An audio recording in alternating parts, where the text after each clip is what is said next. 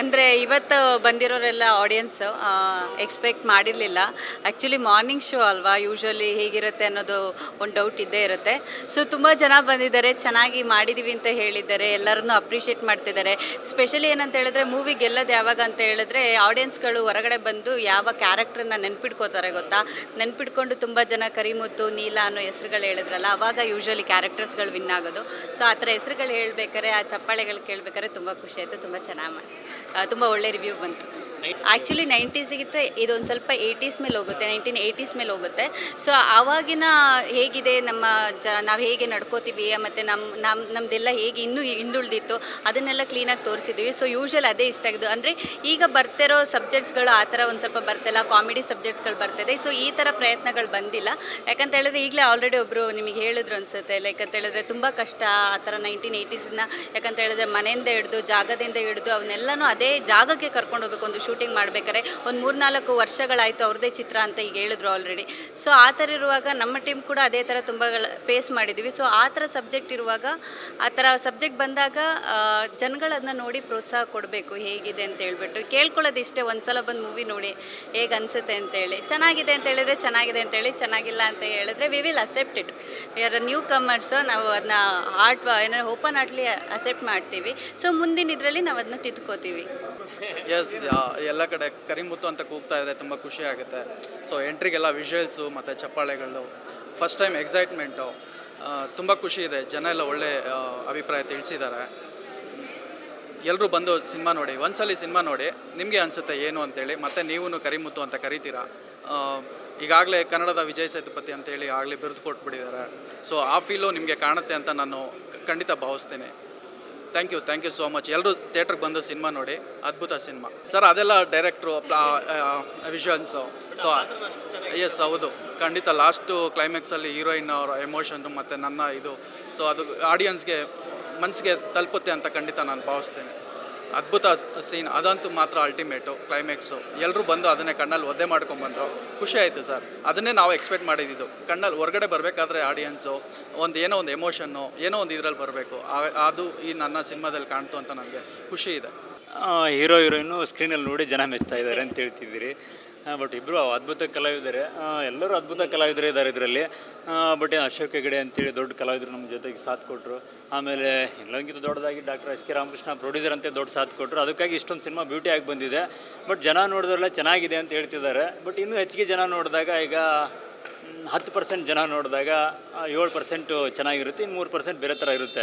But 100% ಜನ ನೋಡಿದಾಗ 90% ಚೆನ್ನಾಗಿದೆ ಅನ್ನೋ ರಿವ್ಯೂ ಬಂದೇ ಬರುತ್ತೆ ಅನ್ನೋ ಕಾನ್ಫಿಡೆಂಟಲ್ಲಿದ್ದೀವಿ. ತುಂಬ ಅದ್ಭುತವಾದ ಸಿನಿಮಾ ಇದೆ. ಈ ಧರ್ಮಂ ಅನ್ನೋ ಸಿನಿಮಾನೇ ಬೇರೆ ಥರ ಲೆವೆಲಲ್ಲಿ ಸಿನಿಮಾ ಇದೆ. ಬಟ್ ಕಾಯಬೇಕು, ಸಡನ್ಲಿ ಯಾವುದನ್ನು ನಾವು ಇದು ಮಾಡೋಕ್ಕಾಗಲ್ಲ. ವೇಟಿಂಗ್ ಇದೆ. 100% ಬೇರೆ ಲೆವೆಲ್ ಸಿನಿಮಾ ಆಗುತ್ತೆ ಅನ್ನೋ ಕಾನ್ಫಿಡೆಂಟ್ ಇದೆ. ನೋಡೋಣ, ಕಾಯ್ತಾ ಇದ್ದೀವಿ. ಕ್ರಿಯೇಟರಾಗಿ ಟ್ವಿಸ್ಟ್ಗಳಲ್ಲಿ ನಮ್ಗೆ ಅಷ್ಟೊಂದು ಗಮನ ಇರೋಲ್ಲ. ಬಟ್ ಒಂದು ಕತೆ ಹೋಗ್ತಿರ್ಬೇಕಾದ್ರೆ ಬ್ರ್ಯಾಂಡಾಗಿ ಹೋಗ್ತಿರ್ಬೇಕು ಅಷ್ಟೇ. ಅಂದರೆ ಎಲ್ಲೂ ಆಡಿಯನ್ಸ್ಗೆ ಮೈಂಡ್ ಬ್ರೇಕ್ ಮಾಡಬಾರ್ದು. ಬಟ್ ನೀವು ಸಿನಿಮಾ ನೋಡಿದಾಗ ಎಲ್ಲಾದರೂ ಒಂದು ಚಿಕ್ಕದಾಗಿ ಬೋರ್ ಅನಿಸಿದೆ ಅಂದರೆ ಇದು ಸಿನಿಮಾನೇ ಅಲ್ಲ ಅಂದ್ಬಿಡ್ತೀನಿ ನಾನೇ. ಎಲ್ಲೋ ಒಂದು ಚಿಕ್ಕದಾಗಿ 1-2-3 ಸೆಕೆಂಡ್ ಅಥವಾ 4 ಸೆಕೆಂಡ್ ಬೋರ್ ಆಗ್ತಿದೆ ಸಿನಿಮಾ ಅಂದರೆ ಇದು ಸಿನಿಮಾ ಅಲ್ಲ, ಟೈಮ್ ವೇಸ್ಟ್ ಮಾಡಿದ್ದೀವಿ ಅಂತ ಅನಿಸುತ್ತೆ. ಬಟ್ ಮದರ್ ಪ್ರಾಮಿಸ್, ಗಾಡ್ ಪ್ರಾಮಿಸಲ್ಲಿ ಹೇಳ್ತಿದ್ದೀನಿ, 1 ಸೆಕೆಂಡ್ ನಿಮಗೆ ಬೋರ್ ಆಗದಿರೋ ಥರ ಸಿನಿಮಾ ಮಾಡಿದ್ದು ಅನ್ನೋ ಕಾನ್ಫಿಡೆಂಟ್ ನನಗಿದೆ. ಅಷ್ಟು ಸಂತೋಷ ಇದೆ. ಅದಿದೆ, ಇದು ಸತ್ಯ ಹೇಳೋಕೆ ಹೋದಾಗ ಸ್ವಲ್ಪ ಎಲ್ಲರಿಗೂ ಇರಿಸುಮುರುಸಾಗೋದು ಸಹಜ. ಇದು ಅಂದರೆ ಸತ್ಯ ಕೇಳೋ ಮನಸ್ಥಿತಿ ಯಾರಿಗೂ ಇಲ್ಲ. ಅದನ್ನು ಸತ್ಯ ಹೇಳಿದಾಗ ಸ್ವಲ್ಪ ಹರ್ಟ್ಗಳಾಗುತ್ತೆ.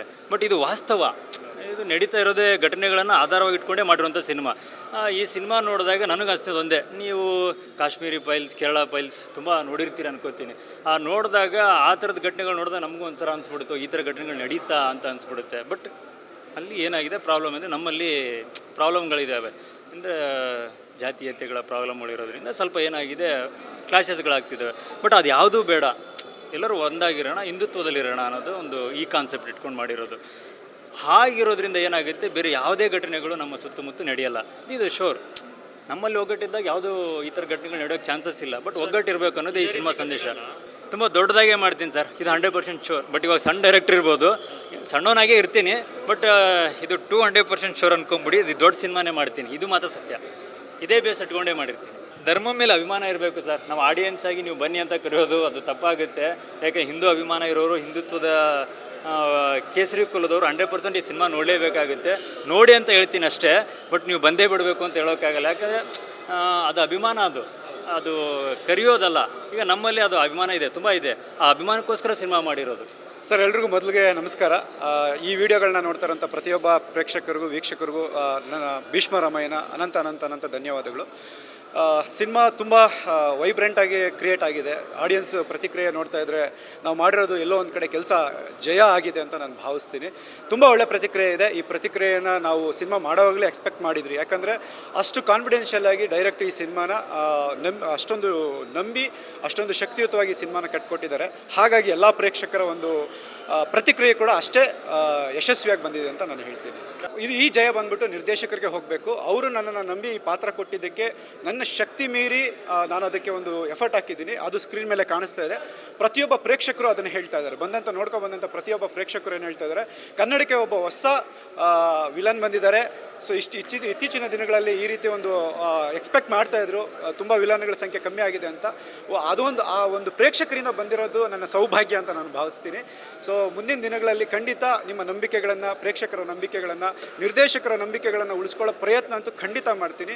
ಅವಕಾಶಗಳು ಖಂಡಿತ ನನಗೆ ಬರಲಿ ಅಂತ ನಾನು ಕೂಡ ಭಾವಿಸ್ತೀನಿ. ಕಲಾವಿದರಿಗೆ ಅದೇ ಅಲ್ವಾ, ಒಂದು ಚಪ್ಪಾಳೆ, ಆ ವಿಷಲ್ಸ್ ಏನಿದೆ ಅದೇ ನಮಗೆ ತುಂಬ ಖುಷಿ ಕೊಡುವಂಥದ್ದು. ಆದರೆ ಈ ಚಪ್ಪಾಳೆ ಏನಿದೆ ಇದು ಇಷ್ಟೇ ಜನಕ್ಕೆ ಸೀಮಿತ ಆಗಬಾರ್ದು. ನಮ್ಮ ಕನ್ನಡದ ಜನ ಯಾವತ್ತೂ ಒಂದು ಒಳ್ಳೆಯ ಸಿನಿಮಾನ ಗೆಲ್ಲಿಸ್ತಾರೆ, ಹಿಂದೆ ಕೂಡ ಗೆಲ್ಲಿಸಿದ್ದಾರೆ. ದಯವಿಟ್ಟು ನಾನು ನಮ್ಮ ಕನ್ನಡಿಗರಲ್ಲಿ ಕೇಳೋದೇನಂತಂದರೆ, ಥಿಯೇಟ್ರಿಗೆ ಬನ್ನಿ, ಒಂದು ಒಳ್ಳೆಯ ಸಿನಿಮಾ ಇದು ಬೆಳೆಸಿ. ನೀವು ಥಿಯೇಟ್ರಿಗೆ ಬಂದು ಸಿನಿಮಾ ನೋಡಿದಾಗಲೇ ಥಿಯೇಟ್ರ್ಗಳಲ್ಲಿ ಸಿನಿಮಾ ಉಳ್ಕೊಳ್ಳೋಕ್ಕೆ ಸಾಧ್ಯ, ಮತ್ತು ಒಳ್ಳೊಳ್ಳೆ ಸಿನಿಮಾಗಳು ಉಳ್ಕೊಳ್ಳೋದಕ್ಕೆ ಸಾಧ್ಯ. ನೀವು ನನಗೊಂದು ವಿಶ್ವಾಸ ಇದೆ, ನಾವೊಂದು ಒಳ್ಳೆ ಸಿನಿಮಾ ಮಾಡಿದ್ದೀವಿ. ದಯವಿಟ್ಟು ಕನ್ನಡಿಗರು ಥಿಯೇಟ್ರಿಗೆ ಬಂದು ನೋಡ್ತಾರೆ ಅನ್ನೋ ಒಂದು ಆತ್ಮವಿಶ್ವಾಸ ನನ್ನಲ್ಲಿದೆ. ಹೇಳಿ ಅಂದರೆ ಇಲ್ಲಿ ಆ ಧರ್ಮ ಅಂದರೆ ಹಿಂದೂ ಧರ್ಮದ ಬಗ್ಗೆ ಒಂದು ಸೂಕ್ಷ್ಮವಾದ ಎಳೆಯಲ್ಲಿ ಅದನ್ನು ನಮ್ಮ ಡೈರೆಕ್ಟ್ರು ಕಟ್ಟಿಕೊಟ್ಟಿದ್ದಾರೆ. ಈಗ ನೀವು ಇವತ್ತಿನ ವಾಸ್ತವದ ಪರಿಸ್ಥಿತಿಯಲ್ಲಿ ನೋಡ್ತಿರ್ಬೋದು, ನಮ್ಮ ಧರ್ಮದಲ್ಲಿ ಏನು ಗೊತ್ತಾ, ಹಲವಾರು ಜಾತಿಗಳಿದೆ. ಆ ಜಾತಿಗಳು ಕಿತ್ತಾಡ್ಕೊಂಡು ಅವನು ಇದು ಅಂದ್ಕೊಂಡು ನಮ್ಮ ಧರ್ಮ ಎಲ್ಲೋ ಒಂದು ಕಡೆ ಅಂದರೆ ನಶಿಸಂತೂ ಹೋಗಲ್ಲ. ಯಾಕೆಂದರೆ ಹುಡ್ತಾರೆ. ಒಬ್ಬ ಇವತ್ತು ಹಿಂದೂ ಧರ್ಮದ ಒಂದು ನಾಯಕ ಆದರೆ ಇನ್ನೊಬ್ಬರು ಮತ್ತೊಬ್ಬರು, ಇದು ಎಲ್ಲಿ ತನಕ ಆಕಾಶ ಭೂಮಿ ಇರುತ್ತೋ, ಚಂದ್ರ ಇರ್ತಾನೆ, ಅಲ್ಲಿ ತನಕ ನಮ್ಮ ಹಿಂದೂ ಧರ್ಮ ಇದ್ದೇ ಇರುತ್ತೆ. ಆದರೆ ಅಲ್ಲಿ ತನಕ ಏನು ಮಧ್ಯದ ನಾವು ಹೊಡೆದಾಡಿ ಯಾಕೆ ಅದು ಬೇಕು? ನಮಗೊಂದು ಹೆಮ್ಮೆ ಇಲ್ವಾ ನಮ್ಮ ಧರ್ಮ ಅಂತ? ಆ ಧರ್ಮನ ಉಳಿಸ್ಬೇಕು. ಜಾತಿ ಅಂದ್ಕೊಂಡು ನಾವು ಹೊಡೆದಾಡ್ಕೊಂಡು ಸಾಯೋದಕ್ಕಿಂತ ಅದು ನೋಡಿ ಬೇರೆಯವರು ಅದನ್ನು ಮಿಸ್ಯೂಸ್ ಮಾಡ್ತಾರೆ. ನಾವು ಯಾಕೆ ಅವಕಾಶ ಮಾಡಿಕೊಡ್ಬೇಕು ಅಂತ ನಾನು ಕೇಳೋದು. ಹೇಳಿ, ಕೊನೆಯದಾಗಿ ಹೇಳೋದೇನು ಅಂತಂದ್ರೆ ಥಿಯೇಟ್ರಿಗೆ ಬಂದು ಸಿನಿಮಾ ನೋಡಿ ಅಂತ, ಒಳ್ಳೆಯ ಸಿನಿಮಾ. ಹಾಗಾಗಿ ಬಂದು ನೋಡಬೇಕು. ನೀವು ಬಂದು ನೋಡಿದ್ರೇ ಈಗ ಎಷ್ಟೋ ಹೊಸ ಈ ಸಿನಿಮಾಗಳು ಬರ್ತಾ ಇದೆಯಲ್ಲ, ಅವರಿಗೊಂದು ಎನ್ಕರೇಜ್ ಮಾಡ್ದಂಗೆ ಆಗುತ್ತೆ. ಹೊಸಬರಲ್ಲಿ ನಾನು ನಿಜವಾಗಲೂ ಹೇಳ್ತೀನಿ, ಇವತ್ತಿನ ಹುಡುಗರು ನಿರ್ದೇಶಕರಾಗಿರ್ಬೋದು ಅಥವಾ ಟೆಕ್ನಿಷಿಯನ್ಸ್ ಇರ್ಬೋದು ಅಥವಾ ಆರ್ಟಿಸ್ಟ್ಗಳಿರ್ಬೋದು, ಎಂತೆಂಥ ಅದ್ಭುತವಾದಂಥ ಪ್ರತಿಭೆಗಳಿದೆ. ಅಂಥ ಪ್ರತಿಭೆಗಳಿಗೆ ನೀವು ಅವಕಾಶ ಕೊಡಬೇಕು. ನಾವು ನಮ್ಮನ್ನು ಬೆಳೆಸದೆ ಹೋದರೆ, ನಮ್ಮವರನ್ನು ಬೆಳೆಸದೆ ಹೋದರೆ ಅದು ಹೇಗೆ ನಮ್ಮ ಕನ್ನಡ ಚಿತ್ರರಂಗ ಉಳಿಯುತ್ತೆ? ಹಿಂದೆ ಎಲ್ಲರೂ ಅಣ್ಣವರಾಗಲಿ ಎಲ್ಲರೂ ಮುಂದಿನ ಪೀಳಿಗೆನ ಬೆಳೆಸ್ತಾ ಹೋದರು. ಈಗ ನಾವು ಅಷ್ಟೇ ಮುಂದಿನ ಪೀಳಿಗೆನ ಬೆಳೆಸ್ತಾ ಹೋಗಬೇಕು. ಆಗಲೇ ನಮ್ಮ ಕನ್ನಡ ಚಿತ್ರರಂಗ ಯಾವತ್ತೂ ಅಜರಾಮರವಾಗಿರುತ್ತೆ. ಈ ಸಿನಿಮಾ ಅನ್ನೋದು ಏನಂದರೆ, ಈ ಸಿನಿಮಾದ ಒಟ್ಟಾರೆ ಕತೆ ಏನು ನೋಡೋದಂದರೆ, ತುಳಿದಷ್ಟು ರೋಷ, ಕೆದಕ್ದಷ್ಟು ಆವೇಶ, ಮಡಿಗಟ್ಟದಷ್ಟು ವಿಷ, ಇದೇ ನಮ್ಮ ಧರ್ಮಂ ಸಿನಿಮಾ ವಿಶೇಷ. ದಯವಿಟ್ಟು ನಾನೆಲ್ಲ ಪ್ರೇಕ್ಷಕರಲ್ಲಿ ಕೇಳ್ಕೊಳ್ಳೋದೇನು ಅಂತಂದರೆ, ನಾವು ಒಂದು ತಿಂಡಿ ತಿನ್ನೋದಕ್ಕೆ ಆಚೆ ಹೋಗ್ತೀವಿ, ಊಟ ಮಾಡೋಕ್ಕೆ ಆಚೆ ಹೋಗ್ತೀವಿ, ಏನೇ ಮಾಡಿದ್ರು ನಾವು ಮನೆಗೆ ಹೋಗಿ ಊಟ ಮಾಡೋದಕ್ಕೆ ಸಿಗೋಷ್ಟು ಒಂದು ಆತ್ಮತೃಪ್ತಿ ನಮ್ಗೆ ಬೇರೆ ಎಲ್ಲೂ ಸಿಗೋಲ್ಲ. ಹಾಗೆ ಈ ಒಂದು ಸಿನಿಮಾನ, ಈ ನಮ್ಮ ಧರ್ಮಂ ಸಿನಿಮಾನ ದಯವಿಟ್ಟು ನಾನು ಕೇಳ್ಕೊಳ್ಳೋದೇನು ಅಂತಂದರೆ, ನೀವು ಫೋನಲ್ಲಿ ನೋಡಿದ್ರು ಆ ತೃಪ್ತಿ ಸಿಗಲ್ಲ, ಟಿ ವಿನಲ್ಲಿ ನೋಡಿದ್ರು ಆ ತೃಪ್ತಿ ಸಿಗಲ್ಲ, ನೀವು ಥಿಯೇಟ್ರಿಗೆ ಬಂದು ನೋಡಿದ್ರೆ ಮಾತ್ರನೇ ನಿಮ್ಗೆ ಆ ಒಂದು ತೃಪ್ತಿ ಸಿಗುತ್ತೆ ಅಂತ ನಾನು ಕೇಳ್ಕೊತಾ ಇದ್ದೀನಿ. ಸೊ ಮನೆ ಊಟನ ಮನೆಯಲ್ಲೇ ಮಾಡಬೇಕು, ಸಿನಿಮಾ ಊಟನ ಥಿಯೇಟ್ರಿಗೆ ಬಂದೇ ನೋಡಬೇಕು ಅಂತ ಕೇಳ್ಕೊತಾ ಇದ್ದೀನಿ. ದಯವಿಟ್ಟು ಬನ್ನಿ ನೋಡಿ, ನಮ್ಮಂಥ ಕಲಾವಿದರನ್ನ ಪ್ರೋತ್ಸಾಹಿಸಿ ಅಂತ ಕೇಳ್ಕೊಂಡು ನಾನು ಇದು ರಿಕ್ವೆಸ್ಟ್ ಮಾಡ್ಕೊಳ್ಳಲ್ಲ ತಮ್ಮಲ್ಲಿ, ನಾನು ಆರ್ಡ್ರು ಕೂಡ ಮಾಡಲ್ಲ. ಸಿನಿಮಾ ಚೆನ್ನಾಗಿದೆ, ನಾವು ಚೆನ್ನಾಗಿ ಮಾಡಿದ್ದೀವಿ. ನೀವು ಟ್ರೈಲರ್ ನೋಡಿ, ಸಾಂಗ್ಸ್ಗಳನ್ನು ನೋಡಿ, ಇಷ್ಟ ಆಯಿತು ಅಂದರೆ ಮತ್ತೆ ಸಾಕಷ್ಟು ದೊಡ್ಡ ದೊಡ್ಡ ವ್ಯಕ್ತಿಗಳು ಇದಕ್ಕೆ ಪ್ರತಿಕ್ರಿಯೆಗಳನ್ನು ಕೊಟ್ಟಿದ್ದಾರೆ, ಫೇಸ್ಬುಕ್ಕಲ್ಲಿ ಬರೆದಿದ್ದಾರೆ. ಇದು ಯಾವುದು ನಾವು ಬರ್ಸಿರೋದಲ್ಲ, ಅವರೇ ಬರೆದಿರೋದು. ಇದೆಲ್ಲ ನಿಮ್ಗೆ ಇಷ್ಟ ಆಯಿತು ಅಂದರೆ ದಯವಿಟ್ಟು ಥಿಯೇಟ್ರಿಗೆ ಬಂದು ಈ ಸಿನಿಮಾನ ನೋಡಿ ಅಂತ ನಾನು ಕೇಳ್ಕೊತಾ ಇದ್ದೀನಿ ಅಷ್ಟೇ.